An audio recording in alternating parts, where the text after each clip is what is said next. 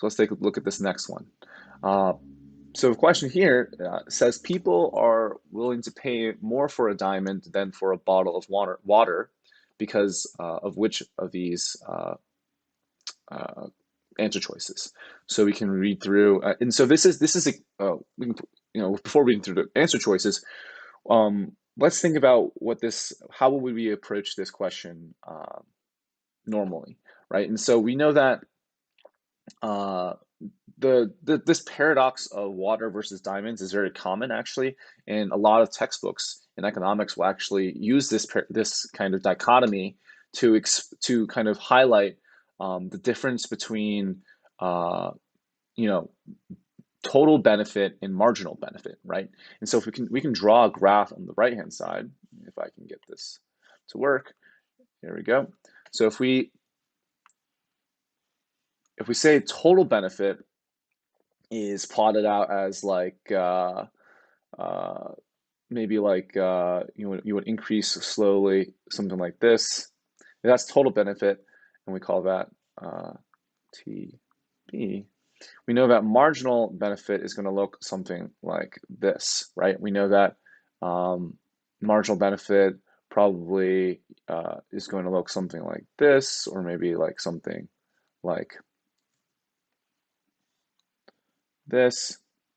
All we know is that marginal benefit, maybe something like this. We know that when we talk about marginal benefit, we're talking about the um, law of diminishing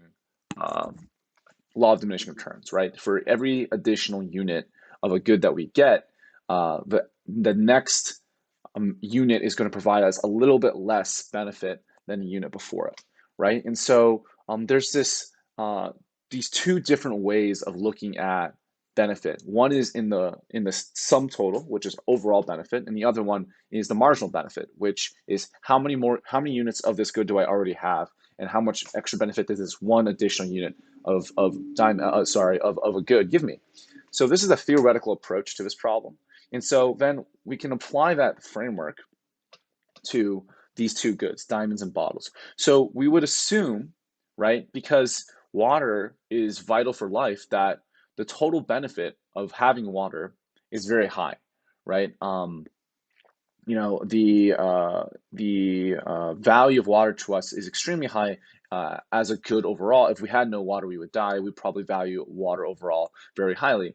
However, in most scenarios, right, we're not assuming we're in the middle of a desert or anything. In most scenarios, we already have a lot of water. So what that means is we're probably very up here, probably somewhere around here for the total benefit. Whoops. The total benefit that we already obtained from water. And we're probably, let's use this graph here, very low on the marginal benefit curve. And so that means the marginal benefit of one more additional bottle of water is fairly low. We already have a lot of water. It's not necessary for us to get additional water. Now we can think of another scenario with diamonds where the diamonds overall probably don't have much value to us because, if there were a lot of diamonds, they wouldn't be rare. And also, the diamonds are not necessary to be alive. And so we probably say the total benefit of diamonds is down here. But because we have so few, the marginal benefit is going to be very high, right? Because that one additional unit of diamond is going to provide us much more joy because we don't have as many before, and there's not been that diminishing marginal returns coming into effect. So that is the basic way we look at this. So we would look for an answer choice that says the marginal benefit for a new diamond is probably going to be larger than the marginal benefit for a bottle of water. And we can see that on the graph on the right. So taking a look at these answer choices, the first one says the marginal cost of producing extra diamond far exceeds the marginal cost of producing an extra bottle of water. This is talking about the cost of production. We're referring to how much people are willing to pay, which is on the consumer side, not the supply side. The second answer says the marginal benefit of extra diamond far exceeds the marginal benefit of an extra bottle of water. That's probably, that's right along the lines of what we were looking for. Just to make sure, number three says producers of diamonds have a much greater ability to manipulate diamond prices than producers of water. Maybe not.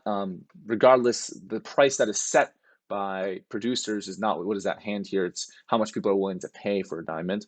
And finally, water prices are held artificially low by governments since water is necessary for life.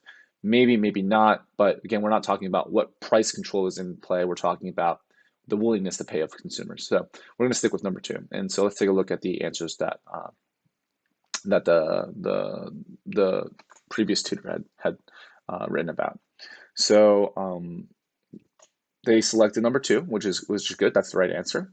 And the explanation says the theory of marginal utility states that the price of a product in the market is neither determined by how much labor was exhausted in the production of that good or service, nor by the utility of the good or service, but by its marginal utility. Yeah, exactly. So maybe not exactly how I would have worded it, but yeah, we want to refer to marginal utility above all else, right? And so the most important use of a product to an individual describes the marginal utility of the good to him or her. That again, marginal utility, marginal benefit. We're going to be referring to the same thing here. So the paradox of value arises when we realize that even though water is more useful of a commodity on the whole of our lives, diamonds command a much higher price in the market, and this can be understood with the following example. So let's take a look at this example. A farmer produces 3 bags of wheat. He uses the first bag to feed his family and himself. The second bag is traded to generate income, and the third bag is given to those in need. If in some years the farmer fails to produce 3 bags and ends up with 2 bags, he does not distribute the total amount of wheat for the 3 tasks he used to do. He will instead drop his charity and focus on feeding and trading. This is observed because the value of each bag is not equal to the farmer as it is derived from the satisfaction the farmer receives from each of the acts. Similarly, the marginal utility derived from an additional glass of water is less than the marginal utility derived from an additional unit of a diamond if the water is available in plenty already. However, if the water is extremely scarce to the consumer and he or she is dying of thirst, then they would be willing to trade diamonds for a glass of water. Okay. Yeah. So on the whole, the same explanation that we were coming across. I'm not, I think the example is fairly illustrative. Maybe could have been a little bit better. We can leave a comment and kind of just sum up this in a little bit more concise of a manner. Why don't we say, so yes, it's the correct answer is that the marginal benefit of an extra diamond far exceeds the marginal benefit of an extra bottle of water. And we refer to this as, consumers rational consumers make decisions on the margin, meaning that the most important use of a product or most important factor when purchasing a product is its marginal utility, right? And so this is kind of echoing what the tutor had previously said was the marginal utility of the good to the user. And so we're going to go back to this example. So assuming the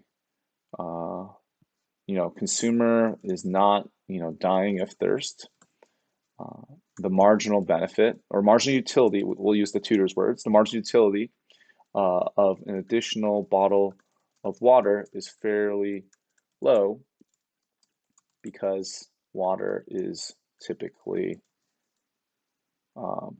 available in plenty. In contrast, a diamond, the marginal utility of additional unit of diamonds is very high because most people don't have many diamonds, right? And then we can say, we'll take the exact same the line from the bottom of the tutor's existing response and say we either clarify, because if we are in a situation where the person is dying of thirst, is in the middle of the desert, has no water, then obviously that means their total benefit from water is very low. Their marginal benefit from an additional unit of water is going to be very high, and we would assume that that marginal benefit is going to be much larger for one glass of water in the desert than it would be for any amount of diamonds, right? So that's going to be our solution to this.